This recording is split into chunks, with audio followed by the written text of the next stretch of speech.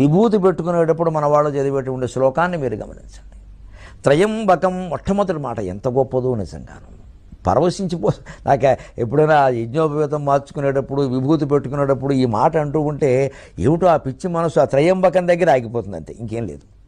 మూడు కళ్ళు ఏమిటో అదో మనకి 2 కళ్ళే కనపడక ఇంకో 2 కళ్ళు ఎట్టుకున్నావు ఇక్కడ కళ్ళజోడు, ఆ మూడో కనుట అని మా ఇంట్లో ఉన్న శివుడు క్యాలెండర్ కేసి చూస్తాను, నమస్కారం పెట్టుకుంటాను, మరి మిగిలింది నడవాలగా, ఆగిపోతే అలాగా.